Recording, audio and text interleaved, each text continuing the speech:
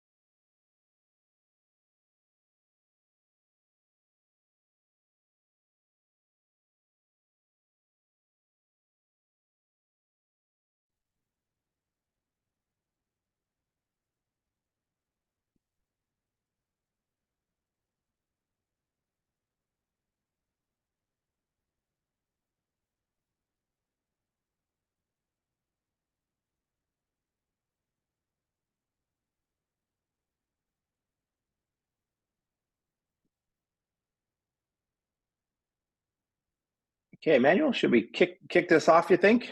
What do you think there?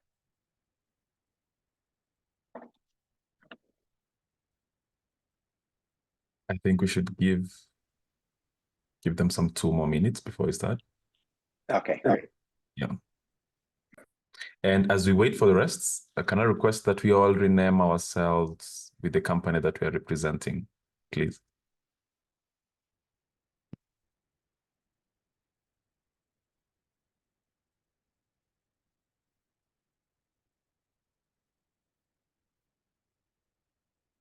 So to do that, all you need to do is go to your under participants, under your name, you click on the three dots when you hover around your name and select rename.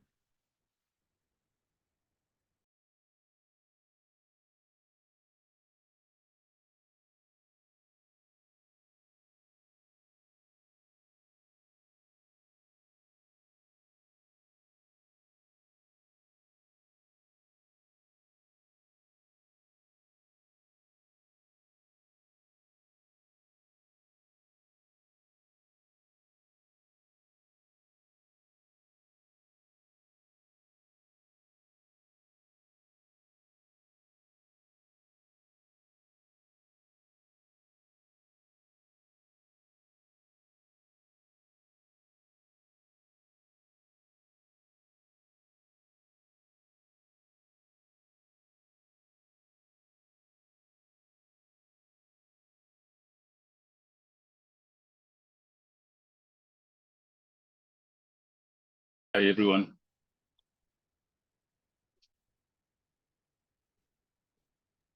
Hello. Hello. Hi, Great. Jackson. Hi, Rob. Hi, everyone. How are you doing? Very well. Good, great. Emmanuel, I think we should kick off. Is that okay? Yes, please. We can start. Great, great. Do you want to do a brief intro or the yeah? Yes, that's Thank okay. you. And apologies, everyone. I'm using my desktop and I'm missing a webcam today. But I hope you can all hear me clearly. Yes. Thanks a lot for joining this fireside chat today. We're going to be focusing on fundraising, and we just want to use each other's lessons or each other's experiences to pick a few lessons here and there to help improve our fundraising journey.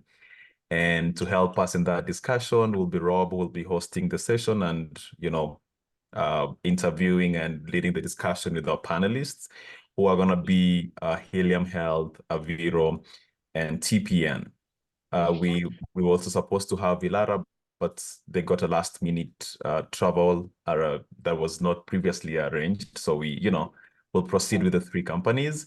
And that doesn't mean that it's not open to any of you that is on this call to also share your journey.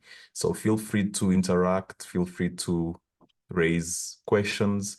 And to you three, Helium Health, Aviro Health, and TPN, we're looking forward to really learning so much from you. Feel free to also share as much as you can. And Rob will also be sharing the journey for Build Graphic as well. So I'm looking forward to learning myself, looking forward to a very interactive session. And yes, thank you so much for joining again. Over to you, Rob. Thank you. Thanks, Emmanuel. It's great, and welcome everybody. I think we have a powerhouse deck here. I'm glad that Jackson's joined as well. Jackson's part of our Vilgo Africa transaction team, and I can see Ralph and Luke here, and so there's quite a bit of experience here on what it's taken to raise some capital.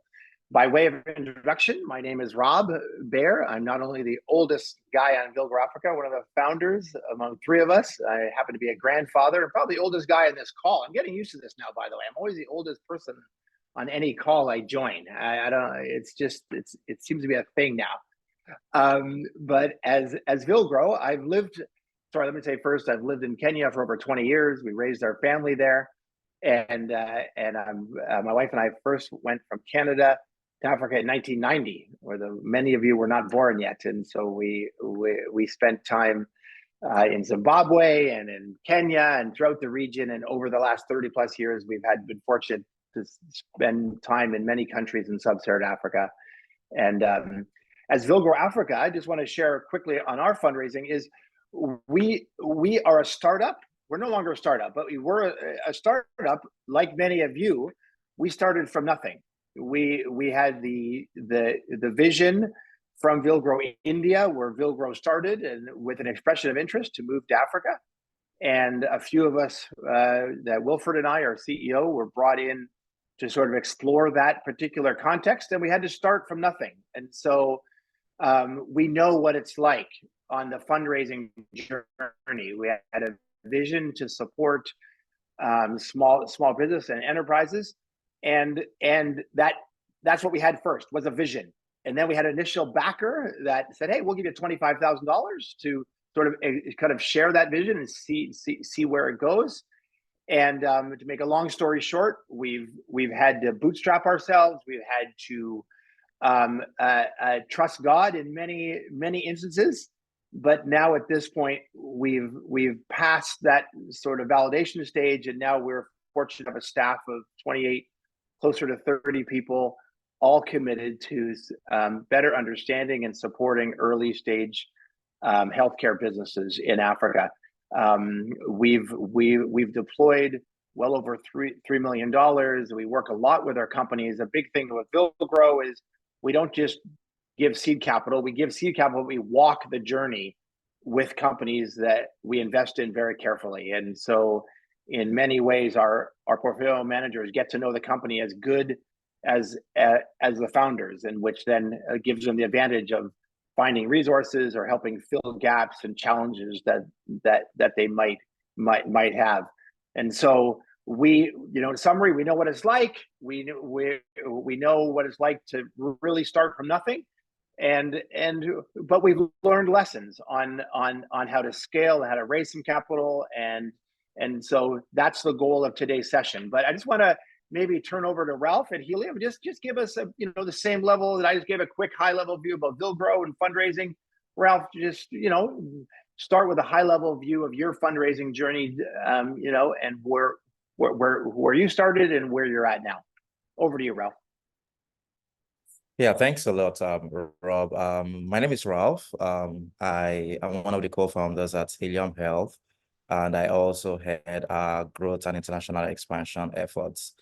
Fortunately, I've been at Helium since day one, so I've seen the different fundraising cycle that we've actually been through, beginning majorly from like seed funding, that journey into Series A and into Series B. And I've also been fortunate to witness also how the requirements of the investors has also changed and evolved, right, over the different fundraising rounds that we've had, from seed stage all the way to Series B, which is our latest fundraising round. In our seed stage, we raised about $2 million, a little over $2 million for our Series A fundraising. We had $10 million, $7.5 million in equity, $2.5 million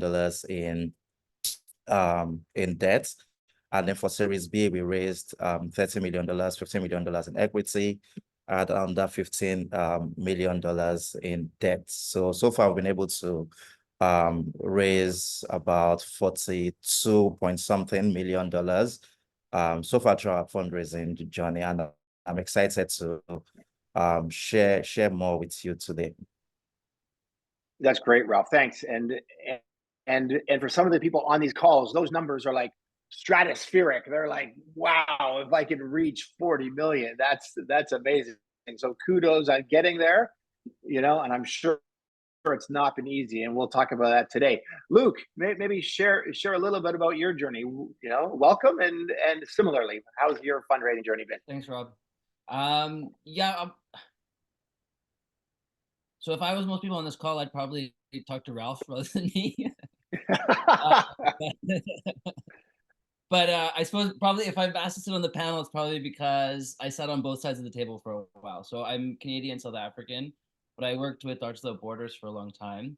And because of that experience and then sitting on the board with them, I've sat on a lot of review committees for grant challenges and for proposals and a lot of other things. So I've seen a lot of proposals for, especially for grant funding, which I know that people are applying for. And then I came back to health, but I spent 5 years in banking as well, doing credit scoring. So I was in Kenya, in Lagos, in Johannesburg, working with a lot of big banks, as well as SME lenders and funders, mostly on the debt side, so kind of different, but a lot of thinking about how like a commercial enterprise looks at debt and what they're looking at on that side of it, and helping how they tend to think. So that has helped me. Both those experiences have helped me with Aviro. We have been able to raise pretty good grant funding and that side of it, as well as getting in a seed round. So far, I probably need to ask Ralph about what we should do next, because I am definitely in the gap and not able to get to that Series A. So I think we're all here to learn. I'll put it that way. Great. No, thanks, Lou. And Jackson, I'm going to call on you. You're our, as Vilgro, we're fortunate to have Jackson as part of our team, and he has substantial, experience in capital raising. Jackson, are you able to say hello? Sorry to put you on the spot, and maybe share a little bit from your experience on the raising side, just briefly. Yeah, thanks. This is Jackson. I've met most people, I think, on this call before. So I've been in the fundraising space for the last 16 years now, having raised a lot of money for portfolio companies of different sizes, ranging from debt, equity, and the stuff in between. I've also been part of structuring a few venture capital funds. So I've actually been part of Vilgro different times for the last 8 years. But then I've also been part of Open Capital Advisors. I've worked for a couple of other organizations. So my experience has been most of the work is actually getting ready for fundraising, because contrary to popular belief, there's actually a lot of money out there. So the problem is there's so much money on the one hand and so much need on the other hand. And then this void in between, where these two sides kind of struggle to meet. And that's where we come in as Vilgro. So to actually make that match. So I will stop there for now. So I'll be here, fly on the wall, and coming in when needed. Thank you so much, Rob. Thanks, Jackson. Great. And for those on the call, please feel free to drop a question in the chat group, and we can sort of answer those dynamically, view it like a virtual classroom, and please we'll jump in. Okay, the first question I want to address is biggest challenges that we encountered while raising funds, and how we address them. I'll give Ralph and Luke some time to think. I'll go first. And prior to joining Vilgro or starting Vilgro, I had a company in the 90s in Canada, and I was not used to the grant writing world. I'm the type of guy that a business person that, hey, I'll create value and I'll charge you for that value, and you'll pay me money for the value that I'm creating, and that's I'm used to that. It's like, if I need to adjust my value to make sure that you see enough sort of value in it to pay me for it, great. The idea of writing grant proposals after grant proposal and waiting for sort of response and hoping, some have called it a spray and praying, spray and pray. You spray it out there and you hope that one or two come. Didn't like that. As Vilgro, we moved much more into a model of thinking that even grant funders have a problem that they need solved, that they have capital they need to deploy among a specific thematic area, and that we are the solution as Vilgro to that problem. And so it's the same, it's a different side of the same coin. Yes, they're a grant provider, but we're not going like this, give us money. We're going, no, as partners, we can help solve your capital deployment problem by using it in a very specific area, sometimes very, very innovatively, that solves your funding problem, because even funders are accountable often to the board. Say, hey, what are you doing with my money? And so there's strategies around that. But our biggest challenge was just moving away from grant, like open hand, please, to, hey, we're going to help solve the funders' problem. That took us some time to figure out, but now I think we've caught on to this. So any advice I would give at that point, the biggest challenge is sort of going for grants and waiting for response. That's a harder road to go down than trying to understand the problem that the funders are trying to solve and go attack that problem in a very strategic way. So I'll stop there and give Ralph, what are some of the challenges that you've experienced and how you've over addressed them or overcame them?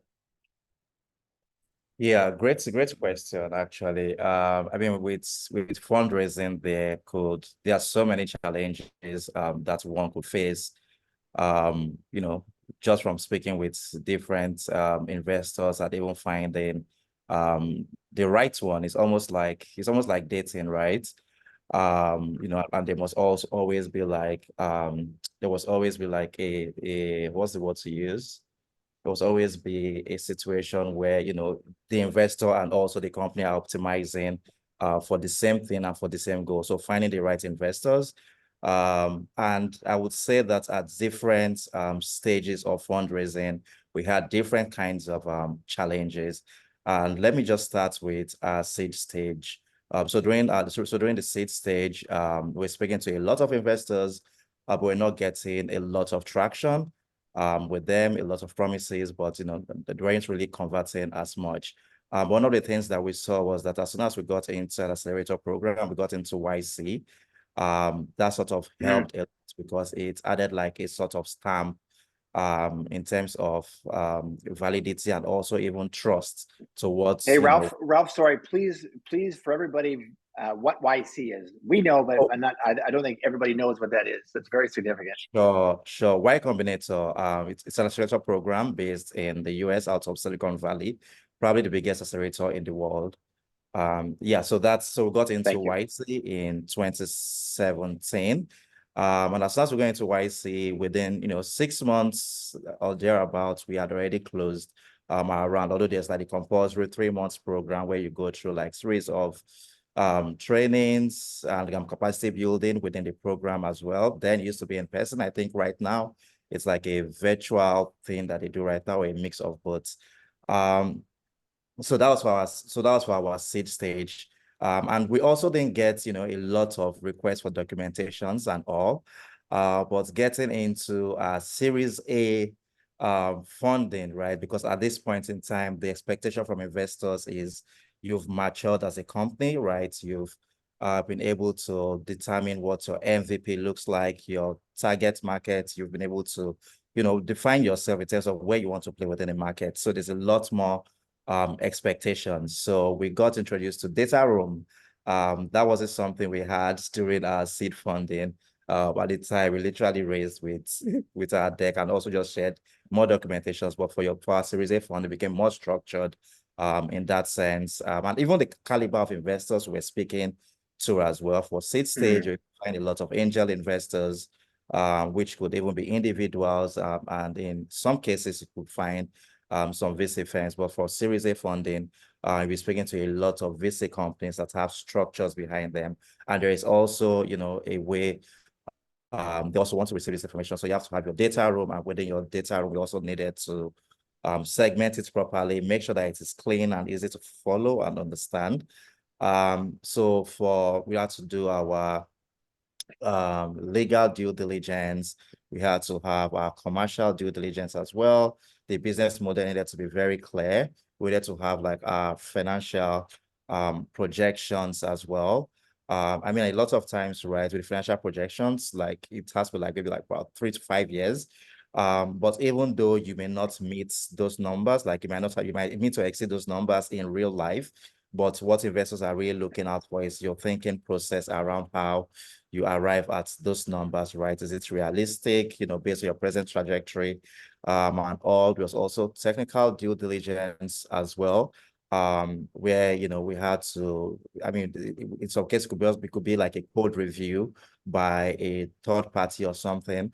So this further even like adds a lot of trust to what the company is doing. And it's also, Ralph, you know what? We'll just leave it there because you're actually jumping in well to future questions. So oh, this is you're hitting all the right notes. And so let's turn it over to Luke. Well, you know, challenges that you've experienced and how you address them. But I was learning from Ralph. No, I'm just saying.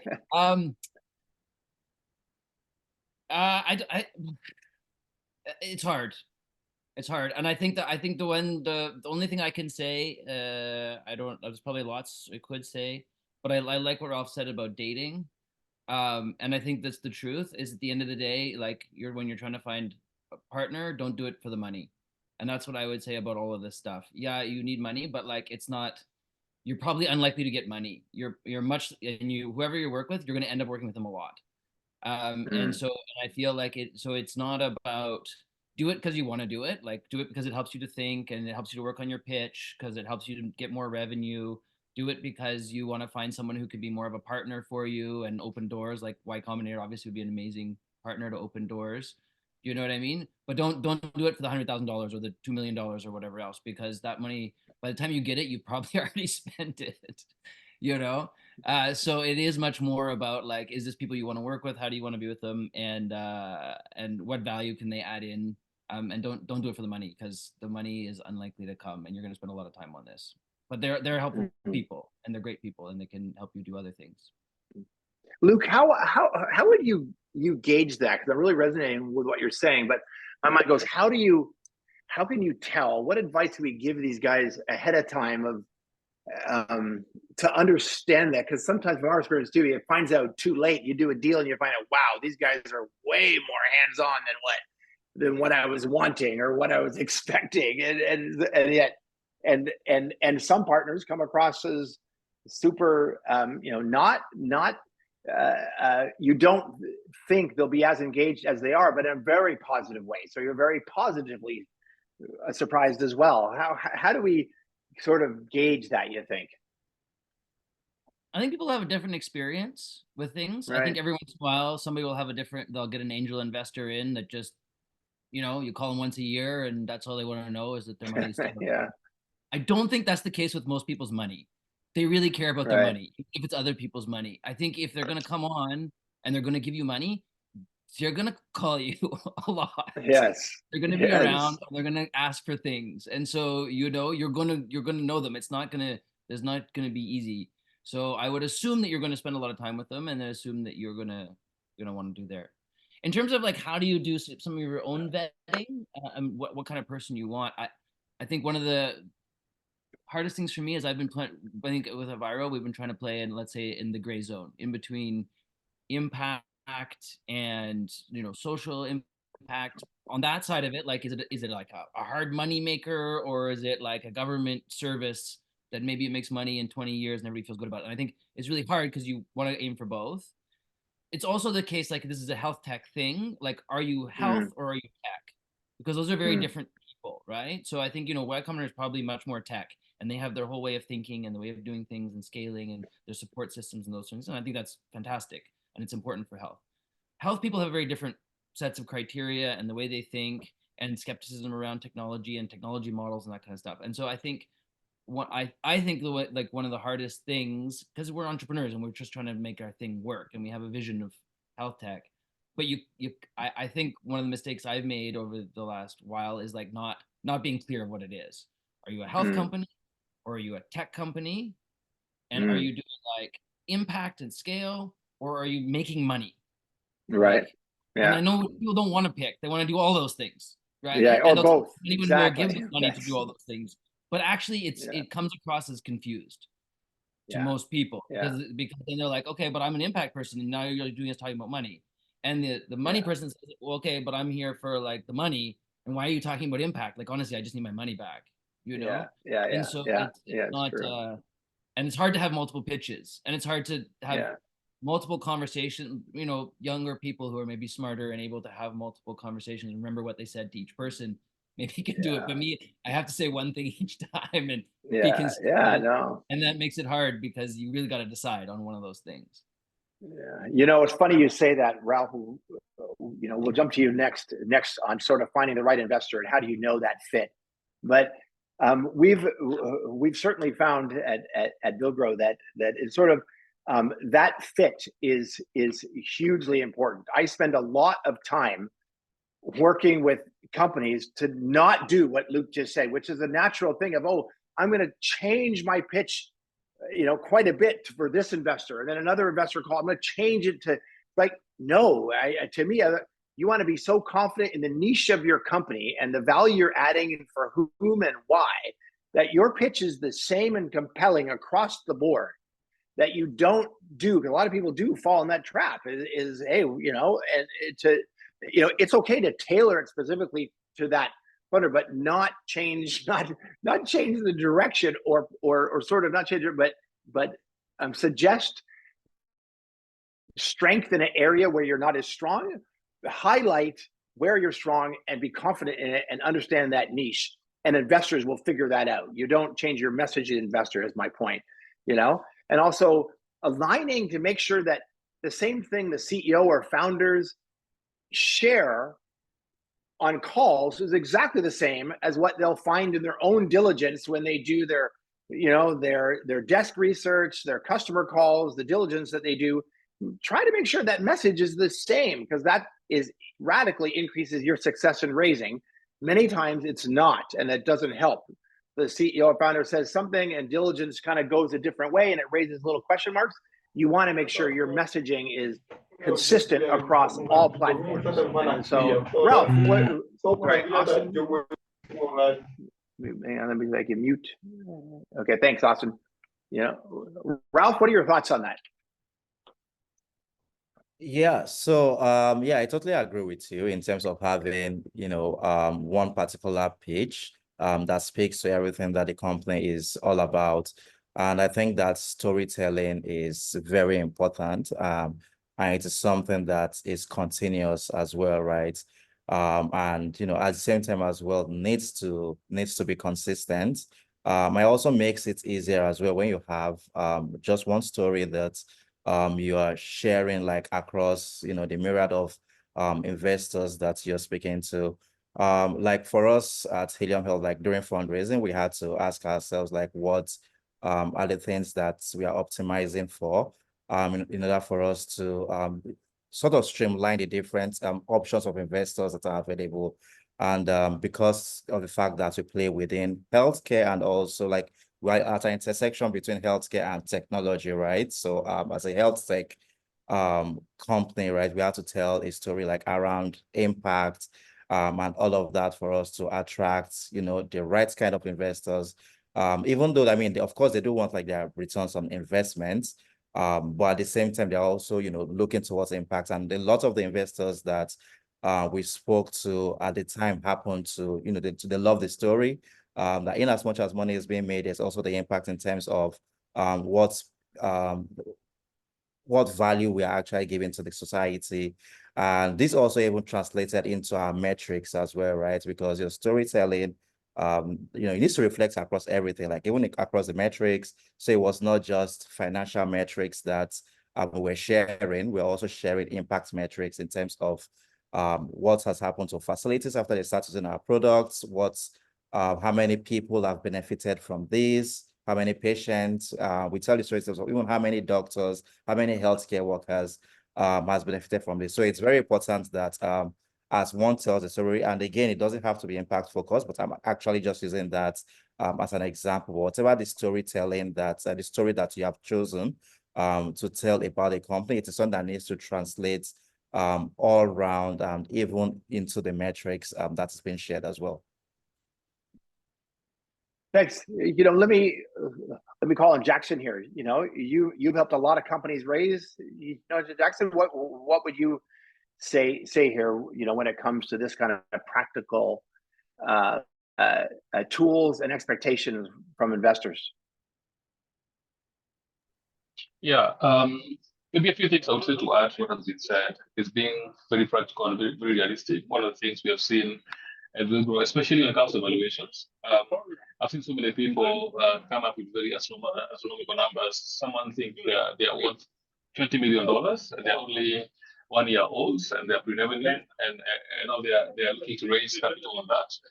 I've seen that becoming a very big problem. So I think it's important to actually decide very well what instrument you're going for.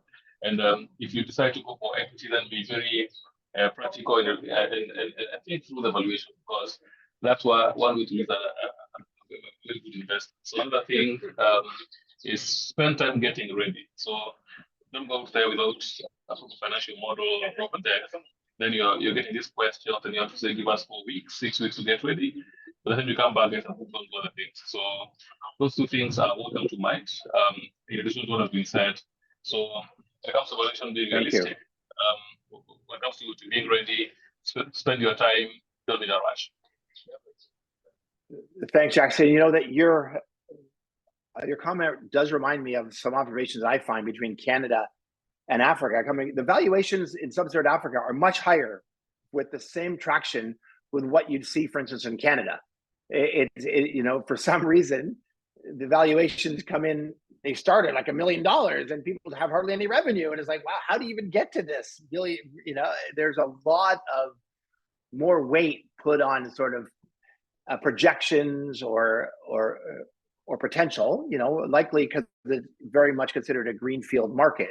You know, that's my guess, but it is totally true. You know, Emmanuel, do we have any questions? I see a question here from the audience. You want to highlight that? Yeah. Yeah, there's a question from Nancy. I think this is directed to you, Luke. She's just wondering whether when it comes to fundraising, it's the same playing field for companies that are seeking investors within Africa as compared to the rest of the world. I think this was with regards to the comment that you made earlier. Yeah, I mean, no, not at all. I mean, we hope for the best, but we got to be realistic about how the, you know, some large big picture money things. I mean, there's just way more money outside of Africa than there is in Africa. There's plenty of people in Africa with lots of money. And I think I have seen movements of people trying to get Africans to reinvest in Africa. And I think that would be the best, to be honest with you, but you still just don't see enough of it, I wouldn't say. So just in terms of the just pools of money that's sitting around and that's available, it's just obviously very, very different. And to be realistic about things too, I mean, this is another, I don't know, this has been a few years since I looked at this, but I'm just as guilty of it. So here I am sitting here, but you know, my business partner is South African in Cape Town. The reality is a good portion of the money that we've raised is because I'm a Canadian as well as a South African. And that gives people who are funding from outside of the continent more trust. And I think there was a paper a few years ago that came out, like looking at how many startups were funded, had at least, you know, one, let's say, ex-African co-founder, and it's a shocking amount. I think it was, you know, most of them. So I mean, I think all these are wrong, but I think if you're asking if it's a level playing field, it's not, right? And what's expected of Africans and all those sorts of things is really, it's a lot more. So and there are certain realities. I don't know how we get around them, but it doesn't help to say like, oh, it's wrong, so therefore it's not true. It's still the way it is. Yeah, that's a whole other discussion. Thanks for that, Ralph. What are your thoughts there when you hear that from Luke? What is your any thoughts? Yes, definitely. You're obviously successful, so yeah. Yeah, absolutely. I do agree that there's a lot more money outside the African continent in terms of funding. But one thing that we've also seen over the years, right, is there's also been an increased attention or like a spotlight on the African continent because of where we are in terms of like development and all. When it comes to grant opportunities, for example, right, you find a lot of development funds out there willing to fund, you know, equity-free funding within the African continent. When it also comes to even impact funding as well, you can get the most impact within this continent, because this is where it is really needed. And in terms of venture capital funding, we've also seen an increased funding within the continent, and also a lot of firms that, 3, 4, 5 years ago wouldn't even look at the African continent are beginning to have exploratory conversations, are beginning to even set up fiscal offices on the continent. So I would say that it's something that is coming increasingly better, and we're also seeing, like, year on year, more funds coming into the continent. However, though, as we also get to see even more exits within the continent, if we get to see more M&As as well, these are all events that sends a very strong signal to investors out there, and could further make the spotlight brighter on Africa. Thanks. Yeah, I'll echo that. Certainly, Luke, that was definitely true, I would say, even 4 or 5 years ago. It has definitely improved.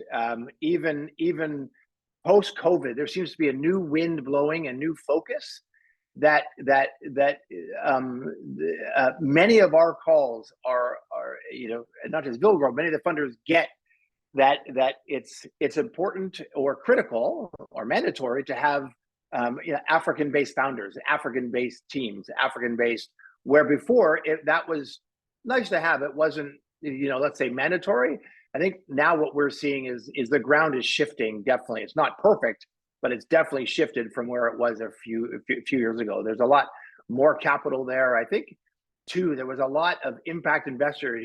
We used to joke before COVID, for those of us who've been around a while, that every single BA or KLM flight that landed to Nairobi had numbers of new impact investors in it every day. It was like this kind of greenfield. It was happening. That COVID stopped that, and now what we're getting is not as many of that, but more sophisticated. There's capital that's a little more more accessible, but you have to be a little smarter to get it. And what we're seeing, as well as Vilgrow, and this is one of the things all you on the call, is your pitches and positionings are definitely improving. If I look at the type of sort of pitches and the quality of the diligence 5 years ago, companies that were applying through Vilgrow, and today, definite improvement. The ecosystem in Africa is getting it, the type of message they need to communicate to investors. Not every market's the same, but certainly markets are, like Kenya is definitely improving and evolving. Ghana, Nigeria, they're definitely, the quality of the pitches, knowing what it takes to unlock capital, is getting better, and that's really encouraging. I think that will also unlock more capital flow. Let's jump to a question here about balancing control of your company while securing necessary funding. I'm going to go right to Ralph on this one, because you obviously raised Series A and into B. Is how much time do you spend on maintaining sort of a control of the company as you give away more and more of the equity? Yeah, very great question. I think a simple answer to it is, I'll take it in 2 parts. One is not raising more money than you need. That's one. So you should so you don't overraise, right? Because for every fundraising, you are giving up equity, right? And that's really what determines how much control you have. Then the second thing I would also mention is that as you are also fundraising as well, right? It's also to think deeply about what the purpose of the fund is. And in defining what the purpose of the fund is, it can also help you determine who the best investors are. And again, the reason I say is because you could decide what the purpose of the fund is. It might be you could decide to then go for, instead of an equity investment, you could decide to raise debt instead, right? That's one. And this is also if you will need the money in a short term. However, though, if you also do not require funding in the short term, but it's more long term, like a 2-3 year play, I would also advise that you can start looking into grant funding very early on, just because the cycle like around closing grants can take can take some time, right? And also, generally speaking, right, as a rule of thumb is not to even raise funding as at the time when you need it. But you should actually like start way ahead when you have like maybe like 2 years runway also, so you don't, get into a situation where you are desperate and then you can sign just any term sheet because you are looking to keep the light bulbs on. Thank you. I just want to stop here for a minute. Are there any questions, like real-time questions? Please raise your hand or jump in. Well, I want to give the opportunity. This time goes by way too quick. I think we have an hour for this session. It goes by really quick. And I just want to have, yeah. A question from Ben, and I want to just respond if you don't mind. So I'll come to Ben's Please, question. yeah, no, I didn't see it yet. Great, yeah. I'm very positive to hear that there's more capital and there's sophisticated investors. I do think that, when you look at, I have lots of conversations with people in the US, it's still a very small percentage of people that are going to be willing to invest in Africa, but it's good that it's growing. Sure. I'm glad for that. Yeah. I think my point is our seed round came from ASISA, which is the Association of Insurers of Southern Africa. And my point here is that there are lots of billionaires in Africa, like lots. And they understand Africa and they understand what businesses will work and they have connections into government and they have connections into things. And I think we all have this tendency to think, oh, well, people getting the money if they've got something with Seattle or with Washington or something like that. So they tend to get a lot of press, but actually I think a lot of better businesses are the ones that are going to go to Strive and are going to go to Cape Town and they're going to go to Kenya and they're going to find, or Lagos, and they're going to get people, because that's like that's money staying inside, and that's the better thing. And that might, I'm prompting it because I think people might be able to think of relationships they have from school and other places, and we shouldn't underestimate that money, because again, if it's not about the money, what about the partnerships? It's a lot better money and better partnerships if you can find it. Although you might not be able to get that 30 million that Ralph got so quickly, but it may be better. In terms of grants, the couple tips that I would give there, we've raised, we've gotten grants from, again, like Grand Challenges, through Gates and other places. And we did win a few, smaller grants just from applications. Applications are spray and pray. It's a lot of work and it's pretty random whether or not you're going to get it or not. So again, I would 100%. Do it if it helps you to clarify your business, do it for sure, but otherwise that's my criteria to applying for things, because you have to assume you're not going to win it. When you do get grants, I think partnerships again. And I think this is the big thing there. It's most of the big funders, they want to see something first. So try and be a vendor to somebody who's already got Gates funding. Try and, inculcate yourself into a project so that you can see a little piece of work that you did for somebody else who's their favorites. And that's the only pathway that I've seen people come through. Honestly, it's like, they're going to have to see something first. So find somebody who's already getting good funding and then partner with them and get them to stamp you in and get you invited to the meetings. Mm-hmm. Ralph, before we jump, there's a side question for you. I just want to highlight a little bit what Luke said. We see a lot of companies that struggle if they just have been living on grants year after year after year, because that non-returnable capital begins to get into their head, but it begins to, it's not the type of money that returnable capital or approaches will want. So if you get used to a certain diet, it's hard to change that. So you want to try to, my recommendation, certainly for businesses, sorry, I dropped my AirPod, was is to look for returnable capital earlier and use the lessons that even if you're not successful, to refine your business, because you're going to need it eventually. Grants have a tendency to run out, and we work with a lot of organizations now that are lived off grants, and now they're trying to pivot to more returnable capital, because it's hard, because their DNA has been developed around grants as well. And so just FYI on that, you want to sort of at least benefit from the learnings of what a diligence process of returnable capital can inform your business plan and your approach to market. Ralph, there's a question here for you about what is the secret sauce for achieving high product usage and scaling rapidly, especially fundraising at the seed stage? That's a great question. Yeah, share with fundraising at the seed stage. So I'm assuming how to achieve high product usage, even though you are fundraising at the same time. And I understand that fundraising can be extremely time consuming.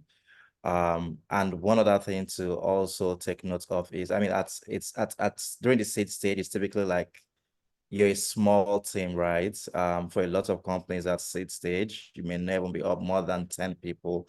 I mean, as at the time when we raised our seed funding, we were probably 11 or thereabouts in the entire company with 4 co-founders, and there were like 7 other staff members. So it was an extremely small team, yet we're fundraising at the same time. I also had to go after customers.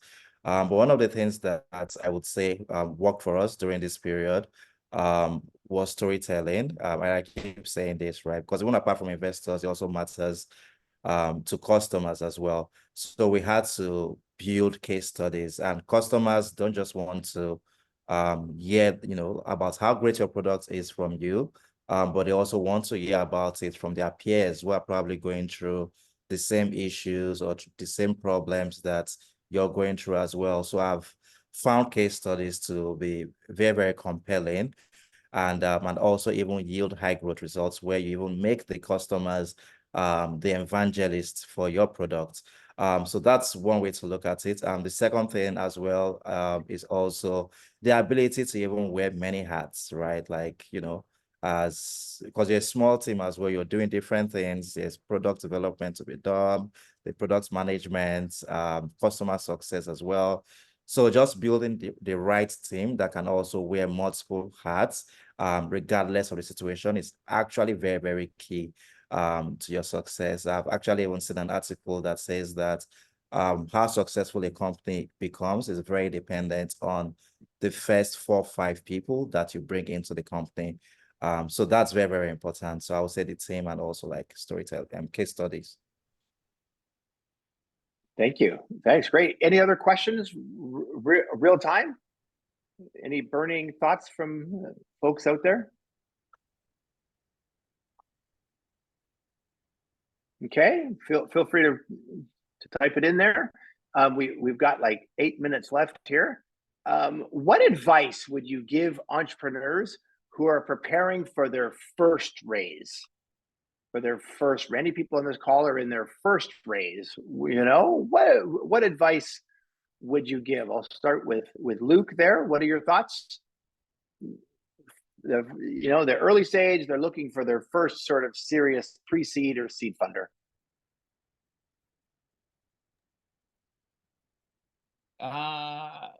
Pre-seed, seed funding, post angel.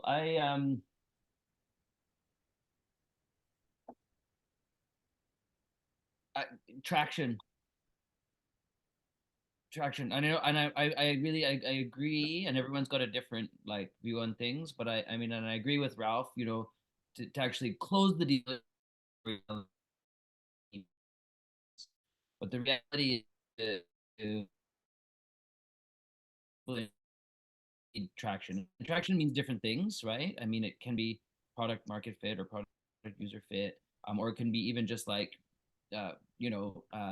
team funder fit, like I said, if maybe you worked with other people and now they've seen that, okay, you deliver. Like I still don't know fully if your product's going to work or how it's going to work, whatever else, but I know I've seen you deliver. I'm giving you money and you send me things and it looks good and I get it. Do you see what I mean? But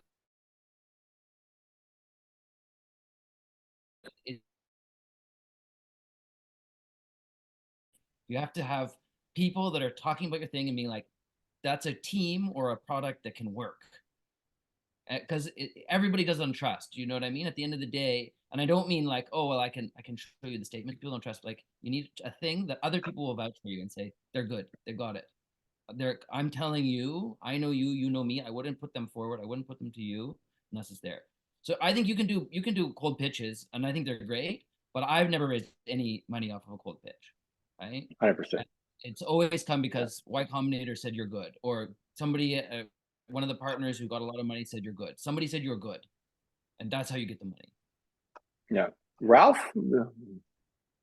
first fundraise, people starting out again, what would you say is some advice?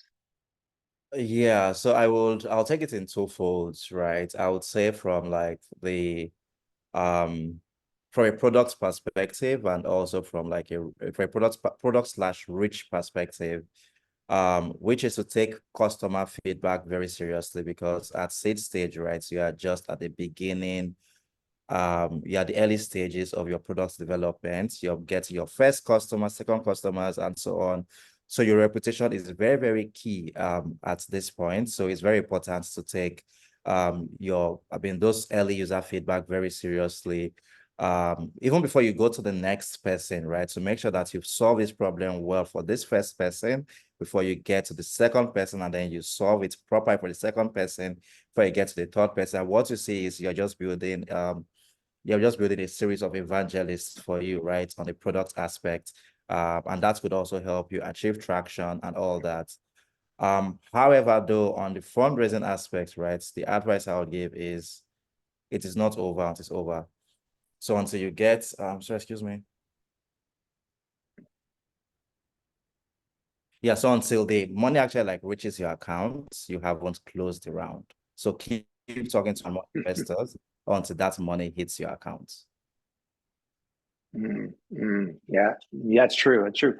I would say as well is understanding your value is really important. There's two aspects. Like what, Luke, mentioned this as well, that who are you selling your product or service to? How well do you know them? And can you demonstrate that can be replicated? So you might have one early adopter that sort of believes and is, hopefully a paying customer for the value that you're creating. But how can that be replicated? And I get, as a first raise, you're not expected to demonstrate, $1 million in sales, especially at first round. But you have to demonstrate that people are valuing it enough to pay for it. That's at a minimum. The number two thing I would say is, as an investor ourselves, we're backing the team at their early stage. You get that it's early. We get that it's an early stage investment. But what's going to turn it over the hump is the team that's going to run the business. And so having the right pieces and awareness of where they're gapping.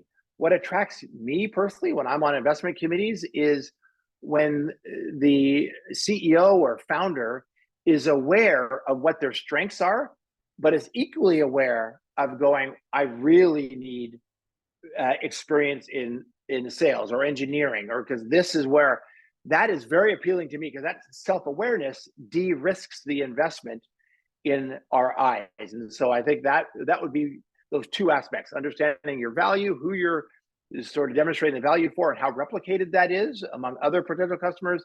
And number two, the team is that the team is very self-aware enough to know where they're gapping. It's not, most pitches are like rah, we're going to take over the world. We like the ones that are more self-aware, go, okay, this is not all, it will be difficult, and this is where we think the gaps are. Other let me see. I think we're got 3 minutes left. Any questions from anybody that want any burning question? Again, we'll open up to the crowd.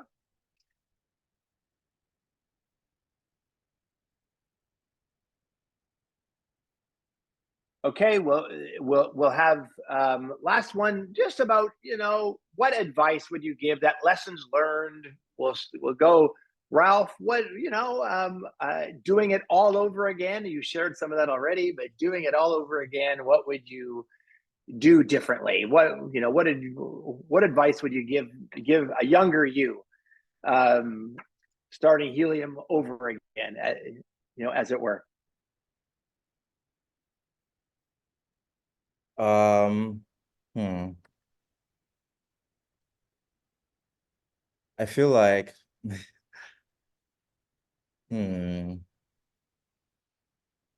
so to the younger me, right, I would say timing. And I've seen, we've had like multiple rounds of funding. I would say that it's always like raise when you mostly don't need it. because it's very, very critical. No investor really wants to fund a company that is running out of cash. A common question we always have to answer is, how much runway do you have?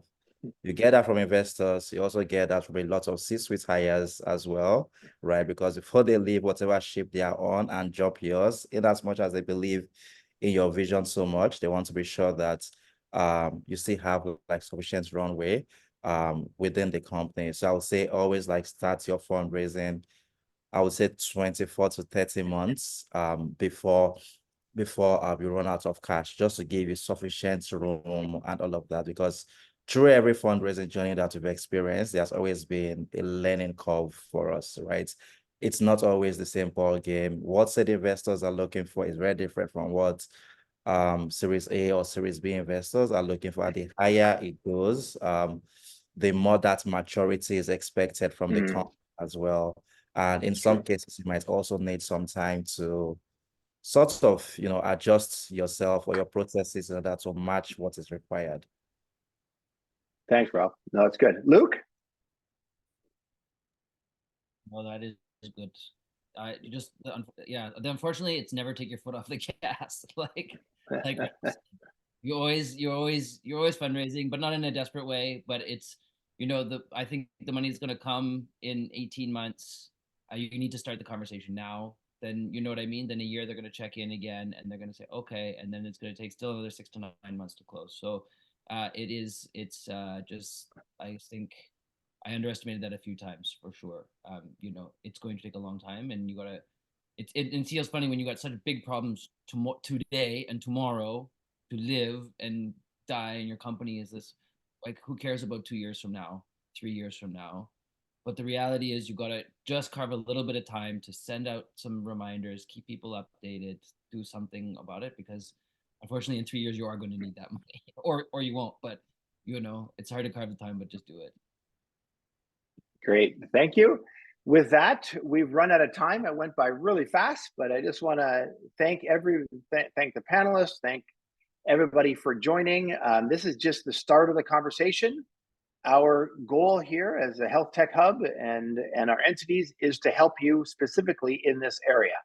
And so we get this, this can be a challenge, but as we learned today, there are things very much in your control that can radically increase your potential of being successful in raising.